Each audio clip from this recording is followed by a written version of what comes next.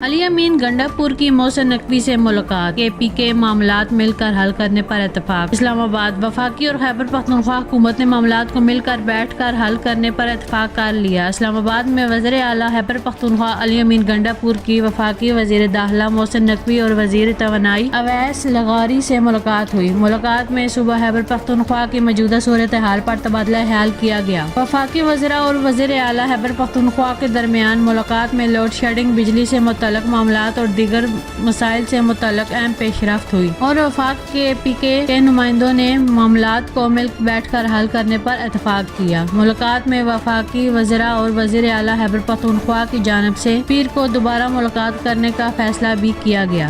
معروف اداکار طلعت حسین کراچی میں انتقال کر گئے۔ پاکستان کے معروف سینئر اداکار طلعت حسین طویل علالت کے بعد کراچی میں انتقال کر گئے۔ تفصیلات کے مطابق پاکستان شوبز انڈسٹری کے بہترین اداکاروں میں سے ایک طلعت حسین آج طویل علالت کے بعد انتقال کر گئے۔ ان کی فیملی اور آرٹ کونسل کے صدر احمد شاہ نے ان کے انتقال کی تصدیق کر دی ہے۔ طلعت حسین کے بیٹے اشر حسین نے بتایا کہ ان کے والد کی نماز جنازہ بعد نماز عصر ہوگی، جبکہ ان کی تدفین فیز 8 کے قریب قبرستان میں کی جائے گی۔ آرٹ کونسل آف پاکستان کے صدر احمد شاہ نے کہا ہے کہ طلعت حسین بڑے آدمی تھے، انہیں مدتوں یاد رکھا جائے گا۔ وہ آرٹ کونسل کی گورنر باڈی کے ممبر بھی تھے، ان کے جانے سے بڑا نقصان ہو گیا ہے۔ وہ لٹریچر، ادب، تاریخ کے طالب علم تھے۔ وزیر اعظم شہباز شریف اور دیگر سیاسی شخصیات نے پاکستان کے معروف اداکار طلعت حسین کے انتقال پر افسوس کا اظہار کرتے ہوئے کہا ہے کہ لیجنڈ اداکار طلعت حسین کے ڈائیلاگ ڈیلیوری کا زمانہ متعارف تھا۔ انہوں نے جاندار اداکاری سے شائقین کے دلوں میں اپنی جگہ بنائی تھی۔ وزیر اعظم نے مزید کہا کہ طلعت حسین کی تھیٹر، فلم، ریڈیو کے لیے خدمات کو ہمیشہ یاد رکھا جائے گا۔ ان کی وفات سے جو خلا پیدا ہوا ہے وہ کبھی پور نہیں کیا جا سکے گا۔ قائم مقام صدر یوسف رضا گیلانی نے معروف اداکار طلعت حسین کے انتقال پر افسوس کا اظہار کیا۔ انہوں نے کہا کہ طلعت حسین کی فنون لطیفہ کے لیے خدمات کو ہمیشہ یاد رکھا جائے گا۔ اس کے علاوہ وزیر اعلیٰ پنجاب مریم نواز شریف، گورنر سندھ کامران تیسواری، وفاقی وزیر اطلاعات عطا تار نے بھی طلعت حسین کے انتقال پر اظہار افسوس کیا۔ کھاد کمپنی کے لیے گیس سبسڈی ختم کی جا رہی ہے۔ حکومت کھاد کمپنیوں کو گیس پر سبسڈی دیتی ہے، تاہم مستقبل میں یہ جاری رہے گی یا نہیں، اس بارے میں ترجمان وزارت صنعت و پیداوار کا بیان سامنے آ گیا۔ ترجمان وزارت صنعت و پیداوار نے اپنی جاری بیان میں واضح کیا ہے کہ کھاد کمپنیوں کے لیے گیس پر سبسڈی ختم نہیں کی جا رہی ہے اور اس حوالے سے خبریں بے بنیاد ہیں۔ ترجمان کے مطابق معاملہ کابینہ کے ایجنڈے میں بھی شامل نہیں تھا۔ کھاد کمپنیوں کے لیے گیس کی قیمتوں کا تعین اقتصادی رابطے کمیٹی کرے گی۔ وزارت کی جانب سے مزید کہا گیا ہے کہ فرٹیلائزر کمپنیوں کے لیے گیس کی قیمتوں کا تعین ماضی کے طے شدہ اصولوں پر ہوگا۔ اس کے تعین سے قبل کھاد کی قیمتوں کے حوالے سے قیاس آرائیوں سے گریز کیا جائے۔ حکومت پاکستان حاجیوں کی غیر معمولی دیکھ بھال کر رہی ہے، وزارت مذہبی امور۔ اسلام آباد،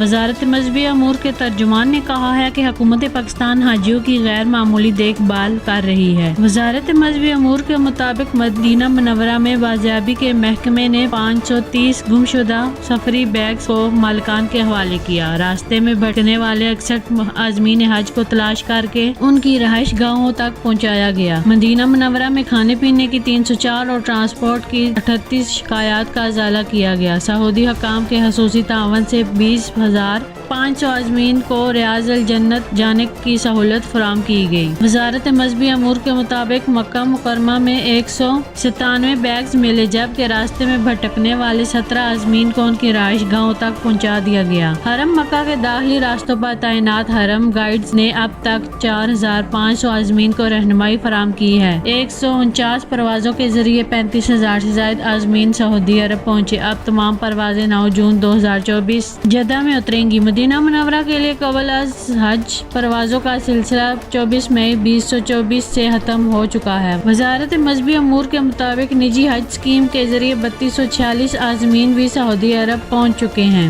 کراچی میں بجلی کی عدم فراہمی پر شدید احتجاج، ٹریفک معطل۔ کراچی شاہ لطیف ٹاؤن اور انگی بنارس پل پر بجلی کی عدم فراہمی پر احتجاج کے باعث ٹریفک معطل ہو گیا۔ پولیس نے احتجاج کے دوران ہوائی فائرنگ کرنے والے افراد کو گرفتار کر کے اسلحہ برآمد کر لی۔ شاہ لطیف ٹاؤن کے علاقے ظفر ٹاؤن میں علاقائی مکینوں نے بجلی کی عدم فراہمی پر احتجاج کرتے ہوئے ٹریفک معطل کر دی، جس کے باعث بدترین ٹریفک جام ہوگی۔ ایس ایچ او شاہ لطیف ملک سلیم نے بتایا کہ مظاہرین مظاہرین کو بات چیت کے ذریعے منتشر کرنے کی کوشش کی، تاہم ناکامی۔ پولیس نے لاٹھی چارج کر کے انہیں منتشر کر دیا، جبکہ اس موقع پر مظاہرین میں شامل افراد کی جانب سے ہوائی فائرنگ بھی کی گئی۔ اس پر پولیس نے فوری کارروائی کرتے ہوئے 4 افراد کو گرفتار کر کے اسلحہ برآمد کر لیا، جبکہ پولیس کی نفری کو بھی تعینات کر دیا۔ اورنگی ٹاؤن جانے والے بنارس پل کے ٹریک پر علاقہ مکینوں نے بجلی اور پانی کے عدم فراہمی پر احتجاج کرتے ہوئے ٹریفک معطل کر دیا، جس کے باعث گاڑیوں کی طویل قطاریں لگ گئی۔ اس موقع پر مظاہرین کی جانب سے الیکٹرک کے خلاف شدید نعرے بازی کی گئی اور فوری طور پر بجلی کی فراہمی کا مطالبہ کیا گیا، تاہم پولیس نے موقع پر پہنچ کر مظاہرین کو بات چیت کے بعد منتشر کر کے ٹریفک بحال کروا دیا۔ آٹے، میدے اور سوجی کی قیمتوں میں نمایاں کمی۔ پنجاب بھر میں آٹے، میدے اور سوجی کی قیمتوں میں واضح کمی کا رجحان ہے۔ وزیر اعلیٰ خوراک پنجاب بلال یاسین کا کہنا ہے کہ گندم سے تیار کردہ اشیاء کی قیمتوں میں نمایاں کمی کا سلسلہ جاری ہے اور اس سلسلے میں کڑی نگرانی کی جا رہی ہے۔ بلال یاسین نے ایک ملاقات میں بتایا کہ 10 کلو گرام آٹے کی قیمت میں 600 سے 700 روپے کمی آئی، جبکہ 20 کلو آٹے کی قیمت میں اوسطاً 1300 روپے تک کمی ریکارڈ کی گئی ہے۔ بلال یاسین نے بتایا کہ 80 کلو فائن آٹا میدے کی قیمت میں 270 روپے تک کمی ہوئی ہے۔ اسی طرح 50 کلو سوجی کے تھیلے کی قیمت میں اوسطاً 1700 روپے تک کی کمی ریکارڈ کی گئی ہے۔ ان کا کہنا تھا کہ فائن آٹے کا تھیلا 11,000 سے کم ہو کر 8,230 میں دستیاب ہے۔ سوجی 50 کلو گرام تھیلا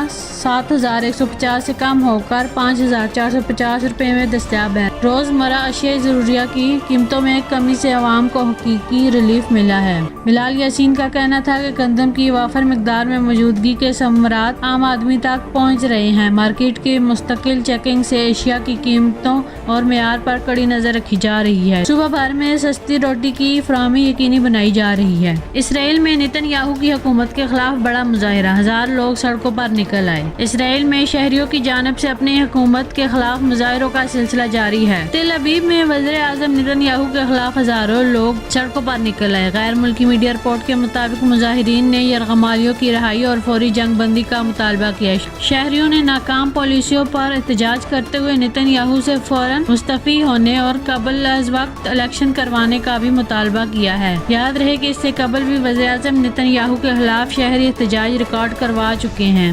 پاک انگلینڈ دوسرا T20 میچ، تماشائی فلسطینی پرچم اٹھائے میدان میں داخل ہو گئے۔ پاکستان اور انگلینڈ کے درمیان دوسرے T20 میچ کے دوران ایک تماشائی فلسطین کا جھنڈا اٹھائے میدان میں داخل ہو گیا، جس نے حکام کی دوڑیں لگوا دی۔ پاکستان اور انگلینڈ کے درمیان 4 T20 میچز پر مشتمل سیریز کا دوسرا میچ گزشتہ روز برمنگھم میں کھیلا گیا، جس میں اس وقت ایک افراتفری کی صورتحال ہو گئی جب جاری میچ کے دوران ایک تماشائی فلسطین کا جھنڈا اٹھائے میدان میں کود پڑا۔